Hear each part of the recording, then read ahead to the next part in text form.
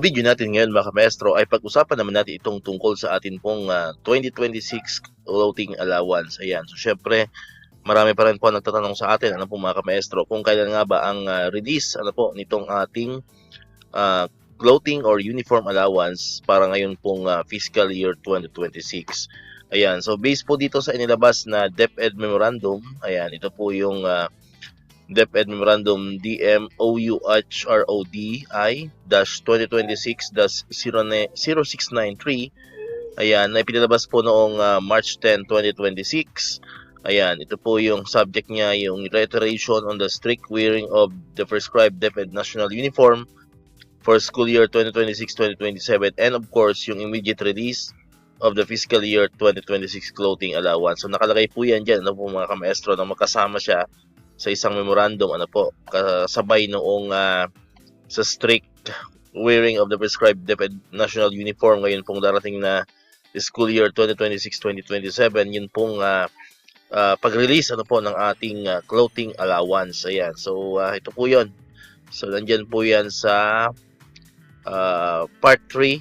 Ayan, ito po sa pinaka-last part ng DepEd Memorandum. Nakalagay po dyan yung release of clothing and uniform allowance.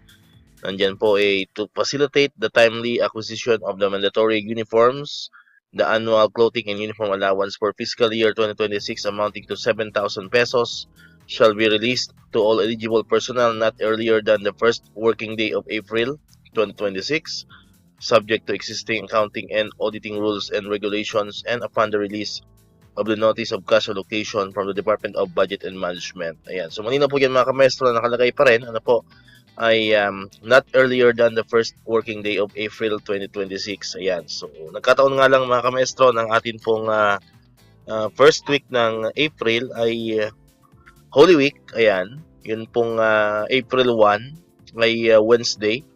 So, Miyerkules Santo po yan para sa ating pong mga Katoliko.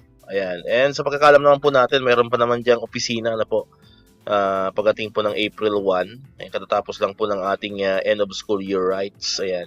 So siguro may mga ibang mga SDO na makakapag-release ng April 1, kasi malinaw po dito sa memo na not earlier than the first working day.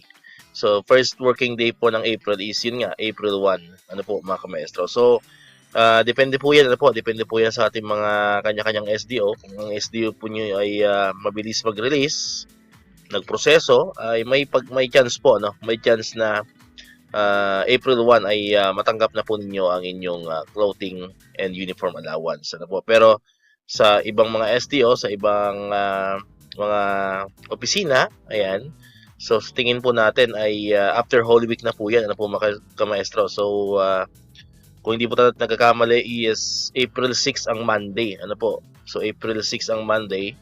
So may chance po na April 6 onwards, ayan, ang karamihan magre-release po itong ating clothing allowance. So April 6 or April 7, mga ganon. So yun po yung estimate po natin, mga kamestro. Pero sabi nga natin kanina, ay hindi natin inaalis po yung chance na April 1 ay meron na pong magre-release ito pong ating clothing allowance. Pero mas sure mag-expect tayo mga April 6, ayan, after Holy Week. Ayan. So depende po yan. So abangan nyo lang po sa inyong kanya-kanya mga SDOs.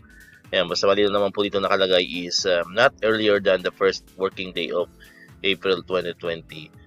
Ayan. So sa tingin naman po natin ay hindi na yan papaabutin pa ng second week mga kamestro. So during that period, April 6, 7, mga ganon date, ay sa tingin naman po natin ay may release na po yan sa ating pong kanya-kanya mga SDOs. Alright, so dito natatapos itong ating video ngayon mga kamestro. Kung hindi ka pa nakakapag-subscribe, click mo na ang subscribe button dyan para ikaw yung unang nakapanood ng mga videos na upload natin.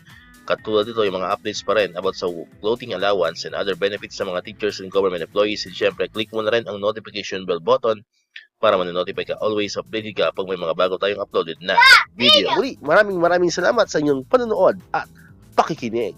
Once again, El Maestro. See you on my next vlog. Bye-bye!